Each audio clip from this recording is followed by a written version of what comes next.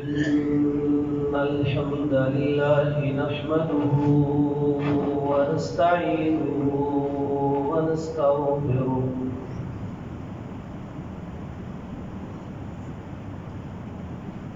ونعوذ بالله من شرور أنفسنا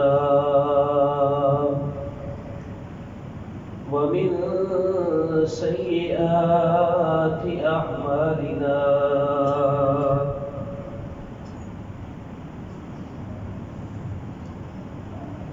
من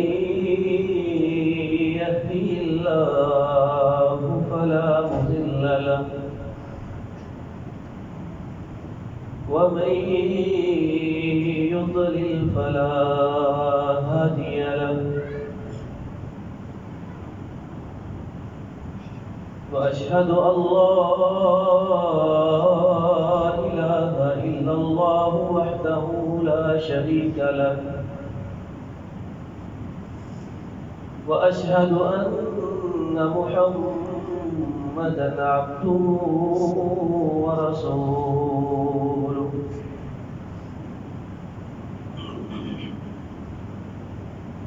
أما بعد فإن خير الحديث كتاب الله وخير الهدي هدي محمد صلى الله عليه وسلم وشر الأمور محدثاتها وكل محدثة بدعة وكل بدعة ضلالة وكل ضلالة في النار. أعوذ بالله من الشيطان الرجيم. وكلا وعد الله الحسنى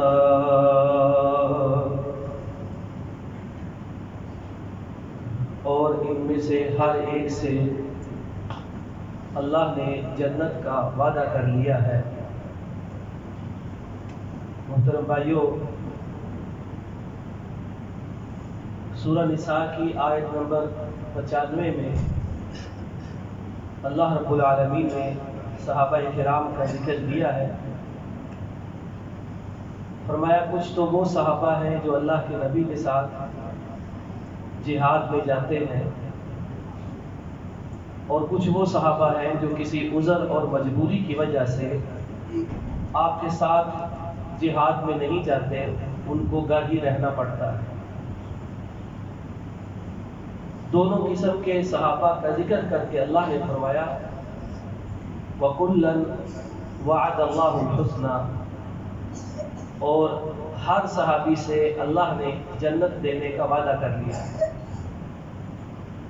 ان الفاظ کو دیکھیے، قرآن کی اس آیت مبارکہ کو دیکھیے، اور پھر ایک مسلمان کا عقیدہ کیا ہونا چاہیے کہ ہر صحابی جنتی.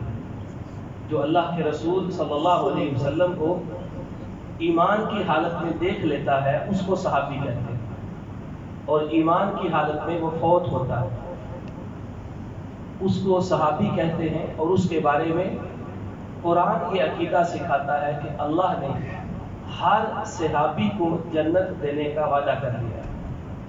یہ عقیدہ ہمیں خود بھی سیکھنا چاہیے اور اپنے بچوں کو یہ عقیدہ سکھانا چاہیے کہ جیسے ہم نے بچوں کو اللہ کا تعارف کروانا ہے، جیسے نبی کا تعارف کروانا ہے، ایسے ہی صحابی کا تعارف اور اس کی محبت بھی بچوں کے دل میں پیدا کر دیں. میں نے آپ کو امام مالک رحمۃ اللہ علیہ کا یہ فرمان سنایا تھا کہ وہ فرمایا کرتے تھے کان سلف الصالح، کہ سلف صالحین یعنی صحابہ اور ان کے شاگرد تابعین یعلمون اولادہم حب ابی بکر و عمر، وہ اپنے بچوں کو ابو بکر اور عمر کی محبت ایسے دل میں ڈالا کرتے تھے کما یعلمونہم السورۃ ابی السنہ، جیسے ان کو قرآن کی کوئی سورت سکھایا کرتے تھے.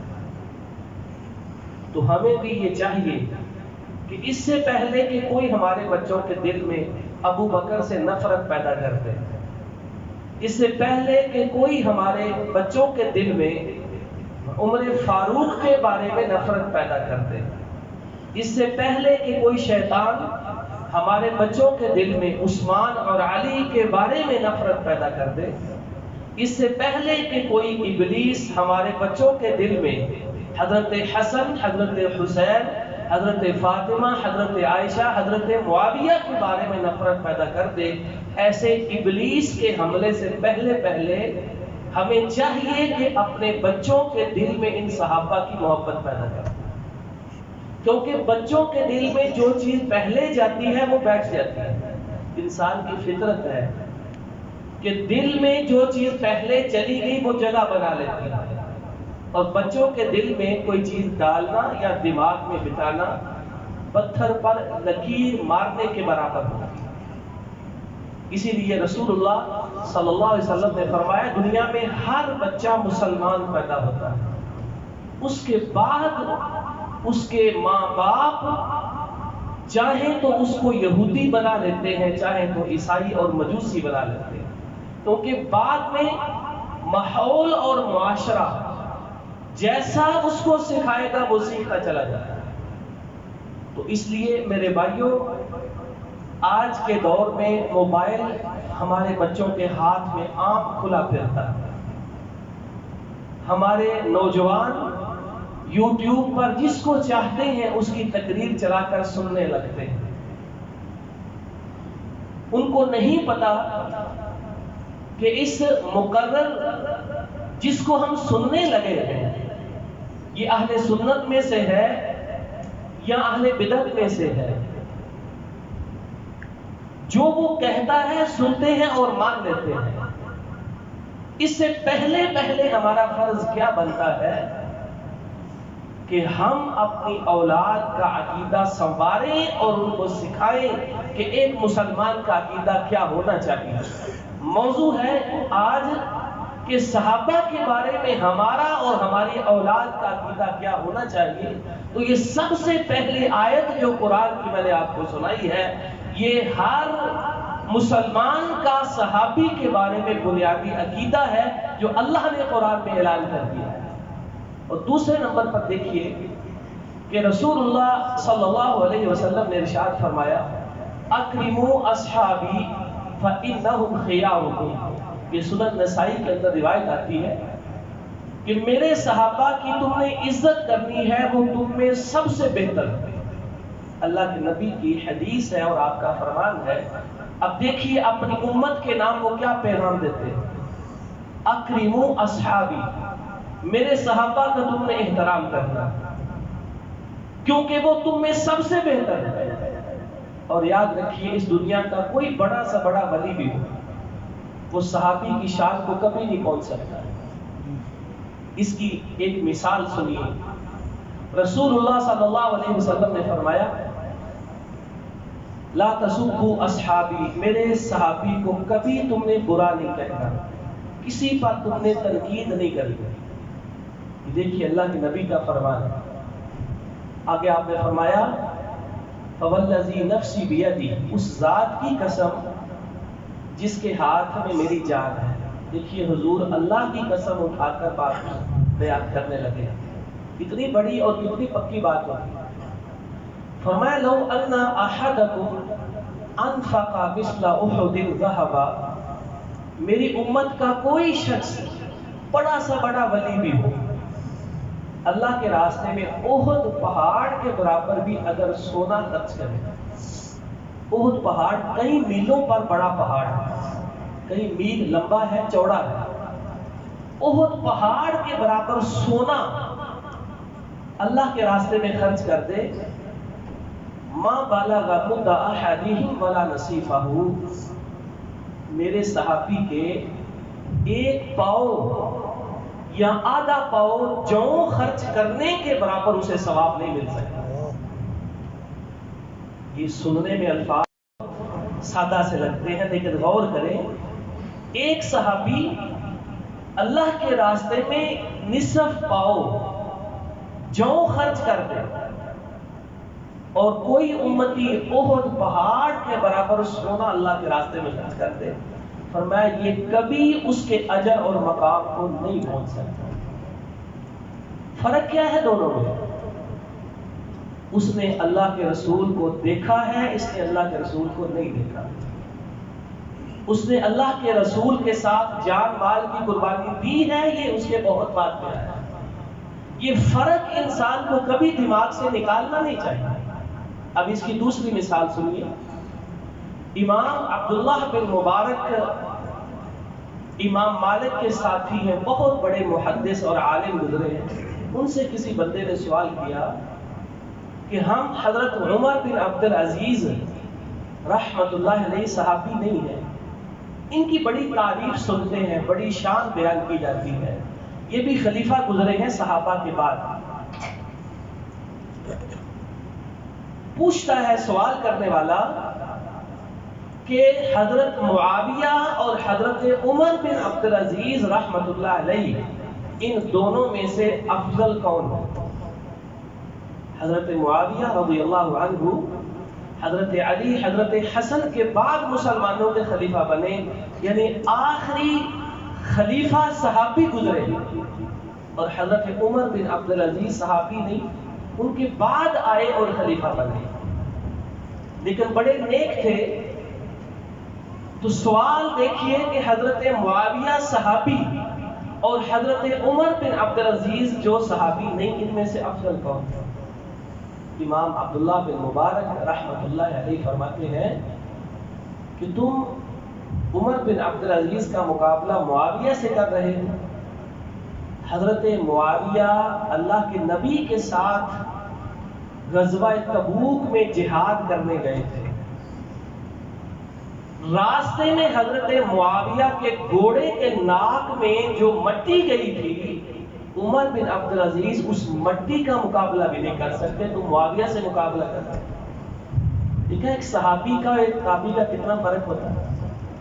ایسے ہی ایک اور امام معافہ بن عمران رحمۃ اللہ علیہ سے پوچھا گیا کہ حضرت معاویہ اور حضرت عمر بن عبد العزیز ان کا آپس میں افضل کون ہے؟ فرمایا عمر بن عبد العزیز جیسے 1000 بھی ہوں تو معاویہ رضی اللہ عنہ کا مقابلہ نہیں کر سکتے، کیونکہ صحابی جیسا اس امت میں کوئی نہیں ہوتا ہے۔ حضرت عبداللہ بن عمر رضی اللہ تعالی عنہ فرمایا کرتے تھے کہ کسی صحابی کا اللہ کے نبی کے ساتھ ایک لمحہ کھڑا ہونا ایک امتی کی ساری عمر کی عبادت سے افضل اور بہتر ہوتا ہے۔ تو اس لیے صحابہ کا احترام کرنا ہے کہ پوری امت میں سے صحابی جیسا کوئی شخص اس کے برابر اور اس کے جوڑ کا، اس کا ہم سر اور اس کا ہم پلہ نہیں ہو سکتا۔ اور تیسری بات یہ یاد رکھنی چاہیے کہ ہر صحابی کے بارے میں ہمارا یہ عقیدہ ہے ضرور، لیکن اللہ نے صحابہ کرام میں سے بھی، نبی کریم علیہ السلام نے صحابہ کرام میں سے بھی درجات اور فضیلتیں بیان فرمائی۔ سب سے افضل نبی کریم علیہ السلام کے صحابہ کرام میں سے پہلے نمبر پر حضرت ابو بکر صدیق، دوسرے نمبر پر حضرت عمر فاروق، تیسرے نمبر پر حضرت عثمان، چوتھے نمبر پر حضرت علی رضی اللہ تعالی عنہ۔ یہ 4 صحابہ باقی صحابہ میں سے ہر صحابی سے افضل ہے۔ حضرت علی رضی اللہ تعالی عنہ اپنے دور خلافت میں کوفہ کے منبر پر کھڑے ہوئے اور اعلان کیا کہ لوگوں سنو، اس امت میں اللہ کے نبی کے بعد سب سے افضل ابو بکر صدیق۔ کون کہتے ہیں؟ حضرت علی رضی اللہ تعالی۔ اور فرمایا دوسرے نمبر پر حضرت عمر فاروق ابو بکر کے بعد اس امت میں سب سے افضل ہے۔ اور آخر میں بلا کیا فرمایا؟ اگر کسی شخص نے مجھے ابو بکر اور عمر سے بہتر کہا تو میں اپنی زندگی میں سن لوں، اسے میں 80 کوڑے ماروں گا اور تہمت لگانے کی سزا دوں گا۔ کہ حضرت علی کا فرمان ہے. کئی لوگ حضرت علی کا نام لینے والے آج ابو بکر اور عمر کو نہ صرف احترام نہیں کرتے بلکہ باتیں کرتے. حضرت علی کے ہاتھوں ان کی سزا سنے.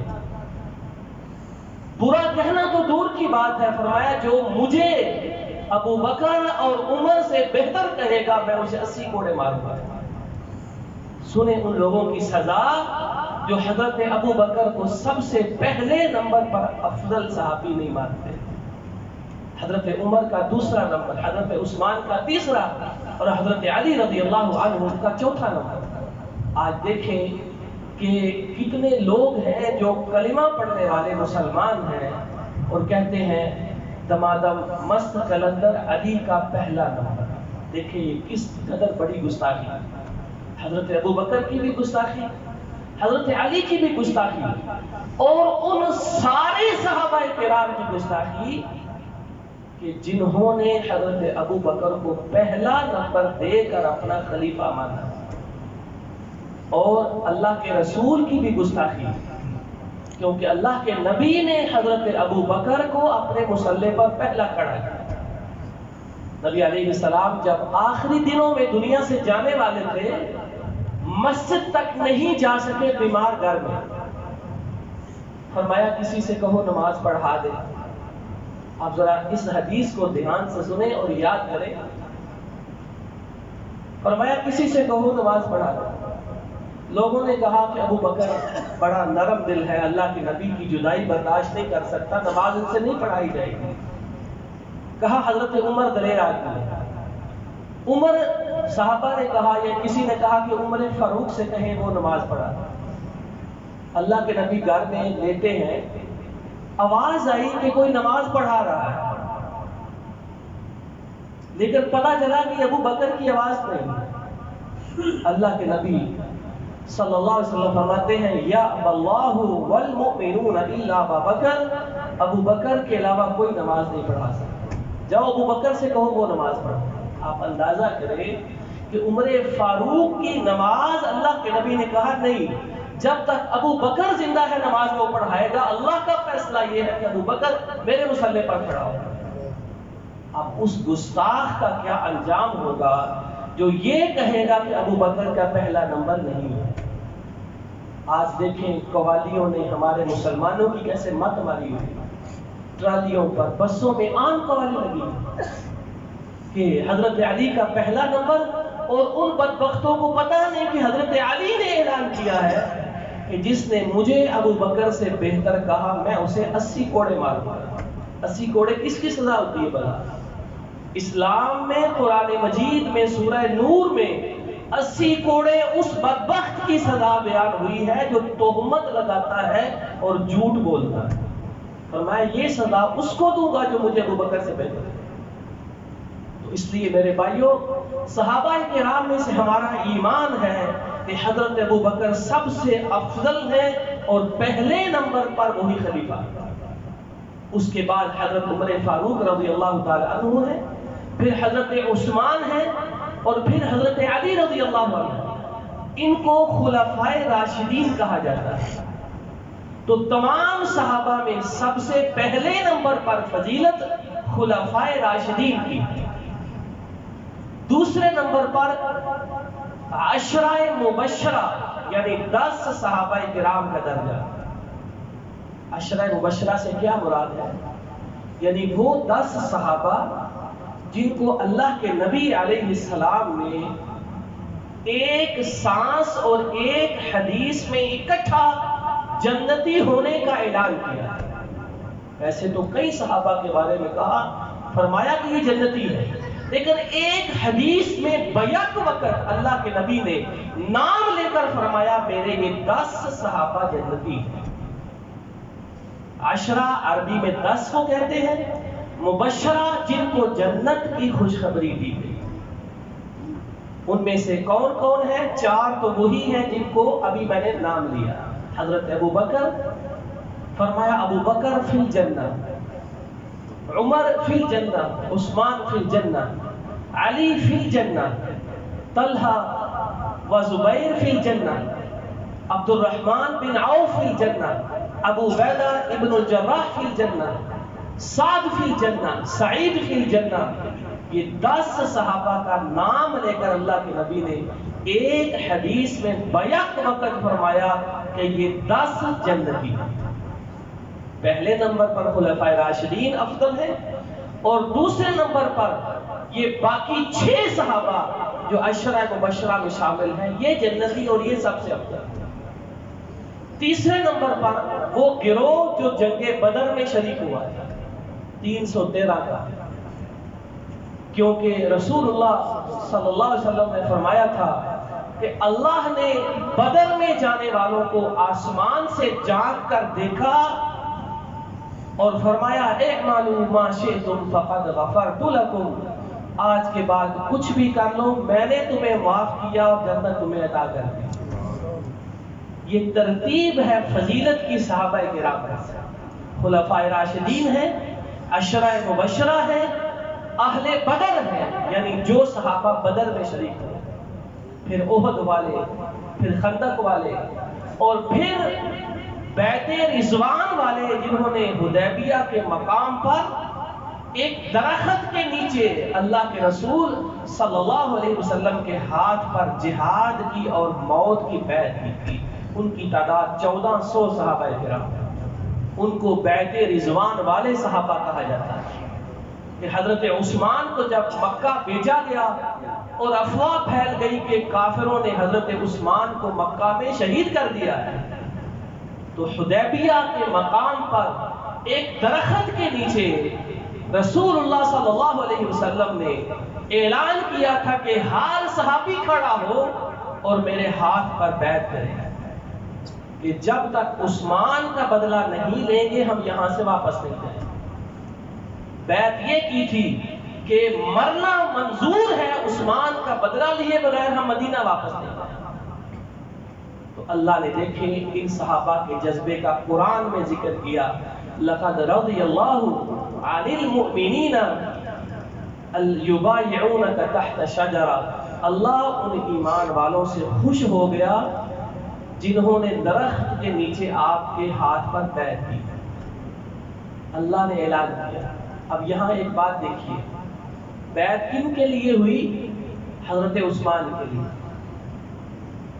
اور پھر اللہ کے رسول علیہ السلام نے جب سب نے بیعت کر لی، اپنا ایک ہاتھ اٹھایا اور فرمایا یہ عثمان کا ہاتھ ہے، میں عثمان کی طرف سے بیعت کرتا ہوں کہ وہ بھی واپس نہیں جائے گا جب تک ہم مکہ والوں سے بدلہ نہیں لیں گے. عثمان کے ایمان کی اس کی عدم موجودگی میں اللہ کے رسول نے گواہی دی. تو آج اگر حضرت عثمان کو کوئی برا کہے، اس سے بڑا بدبخت کون ہو سکتا ہے؟ اور دوسری بات ایک اور پہ غور کریں، اللہ کے نبی تک خبر پہنچی حضرت عثمان شہید ہو گئے.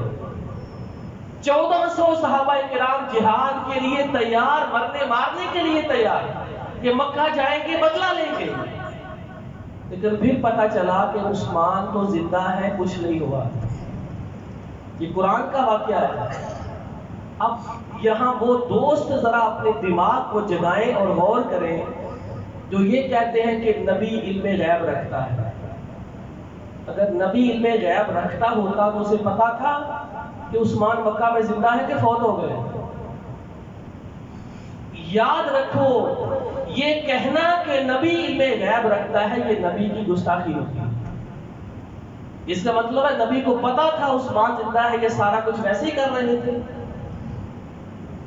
اللہ کے نبی غیب کا علم نہیں جانتے. غیب کا علم قرآن کہتا ہے اللہ کے علاوہ اس دنیا کا کوئی شخص نہیں جانتا. تو عقیدہ وہ بنایا کریں جو قرآن میں ہوتا ہے، لوگوں سے سن سنا کر کبھی عقیدہ نہیں بناتے. تو حضرت عثمان اور حضرت علی رضی اللہ تعالی عنہ، اس کے بعد اہل بدر والے، پھر بیعت رضوان والے، اور پھر اس کے بعد جتنے صحابہ اللہ کے نبی کی وفات تک مسلمان ہوئے، ان سارے صحابہ کرام کے بارے میں ہمارا یہ عقیدہ ہے جو پہلی آیت میں نے سنائی، وَكُلًّا وَعَدَ اللَّهُ الْحُسْنَى، کہ ہر ایک سے اللہ نے جنت کا وعدہ کیا. آخری بات یہ یاد رکھیے کہ صحابہ کرام میں سے کچھ وہ ہیں جو اللہ کے نبی کے رشتہ دار بھی ہیں. ان میں سے ایک عام لفظ بولا جاتا ہے کہ اہل بیت. اہل بیت کن کو کہا جاتا ہے کہ صحابی بھی ہیں لیکن اس کے ساتھ اللہ کے نبی کے رشتہ دار بھی. لیکن آپ حیران ہوں گے یہاں بھی لوگوں نے کس طرح دو نمبری کی. اہل بیت کس کو کہتے ہیں؟ گھر والوں کو. اور گھر والا مرد کوئی بندہ ہو اس کے یہ بات کرے کہ میرے گھر والے آئے ہیں، میرے گھر والے گئے ہیں، تو گھر والے کس کو کہتے ہیں؟ سب سے پہلے نمبر پر اس انسان کی بیوی کو گھر والوں میں رکھا جاتا ہے. یہ قرآن بھی یہی کہتا ہے رحمت اللہ وبرکاتہ علیکم اہل البیت. جب فرشتے حضرت ابراہیم کے گھر آئے، ان کی اولاد نہیں تھی، تو آتے ہی کہا کہ اللہ کی رحمت اور برکت ہو تم پر اے اہل بیت گھر والوں. یہ ان کی بیوی کو کہا جا رہا ہے. تو آج اتنے ظالم ہیں کہتے ہیں کہ بیویاں اہل بیت میں شامل نہیں ہوتی. جو پہلے نمبر پر اہل بیت کا حصہ ہے ان کو نکال دیتے ہیں. حالانکہ اللہ رب العالمین نے 22ویں پارے کی پہلی آیت کے اندر اللہ کے نبی کی بیویوں کا ذکر کیا اور ان کو اہل بیت قرار دیا. تو اہل بیت کون ہوتے ہیں؟ سب سے پہلے نمبر پر نبی علیہ السلام کی ازواج مطہرات یہ اہل بیت کا حصہ ہے. ان کا احترام کرنا اس کی خاص تاکید آئی. دوسرے نمبر پر ایک دن حضرت علی رضی اللہ عنہ، حضرت فاطمہ، حضرت حسن اور حضرت حسین، یہ پوری فیملی اللہ کے رسول علیہ السلام کے پاس تھی. تو اللہ کے نبی علیہ السلام نے ان سب کو بھی دعا فرما کر اہل بیت میں شامل کرا دیا. دعا فرمائی کہ یہ میرے اہل بیت ہے. حالانکہ دنیا کا ہر شخص جانتا ہے کہ بیٹی کا خامد ہو یا بیٹی کی اولاد ہو اس کو اپنی فیملی میں کوئی شامل نہیں کرتا. بیٹی اپنے گھر چلی گئی، اس کی اولاد ہے، خامد ہے، سسرال ہے، وہ ایک الگ خاندان ہوتا ہے. لیکن اس خاندان اور فیملی کی خوبی کیا ہے، فضیلت کیا ہے؟ اللہ کے نبی نے دعا فرما کر ان کو اپنے اہل بیت میں شامل فرمایا. اس لیے ان کا اکرام اور احترام یہ بھی لازم ہے. جیسے ہم حضرت علی کا احترام اور ان سے محبت کرتے ہیں، حضرت فاطمہ رضی اللہ تعالی عنہ کے بارے میں ہمارا ایمان ہے کہ وہ جنتی خواتین کی سردار ہے، ایسے ہی حضرت حسن سے اور حضرت حسین سے محبت کرنا یہ بھی فرض اور لازم ہے. اس کی وجہ کیا ہے؟ ایک حدیث سنیے کہ نبی کریم علیہ السلام فرماتے ہیں کہ اے اللہ میں حسن سے محبت کرتا ہوں، اے اللہ میں حسین سے محبت کرتا ہوں. آگے سنیے، فرمایا اے اللہ تو بھی ان سے محبت فرما. اگلا جملہ ہم سب کے لیے، پوری امت کے لیے، وَأَحِبَّ مَنْ يُحِبُّهُمَا، اے اللہ جو میرے ان دو بچوں سے محبت کرے گا تو اس سے بھی محبت کرے. اب یہ محبت ہم پر فرض ہے، کیونکہ جو شخص حضرت حسن سے محبت کرتا ہے، حضرت حسین سے محبت کرتا ہے، اللہ کے رسول علیہ السلام کی دعا ہے اس بندے کے لیے کہ اللہ بھی اس سے محبت کرے گا. اس لیے ان کی محبت بھی ہمارے ایمان کا حصہ ہے اور ان سب سے ہم محبت کرتے ہیں. یہ ہے عقیدہ جو ایک مسلمان کا صحابہ کرام کے بارے میں ہونا چاہیے. اگر کسی شخص نے کسی ایک صحابی کو برا کہا اور باقی سارے صحابہ سے محبت کی، وہ اللہ کے نبی کا سب سے بڑا گستاخ ہے. وہ اللہ کے نبی کا اکرام اور احترام کرنے والا نہیں ہے. کیوں؟ فرمایا مجھ سے محبت ہے تو میرے صحابہ سے محبت کر. جو میرے صحابہ سے بغض رکھے گا وہ در حقیقت مجھ سے بغض رکھے گا. اللہ سے دعا ہے کہ اللہ تعالی ہمیں ایسے ہی اپنے عقیدے کو سنبھالنے کی اور اس کی حفاظت کرنے کی توفیق عطا فرمائے.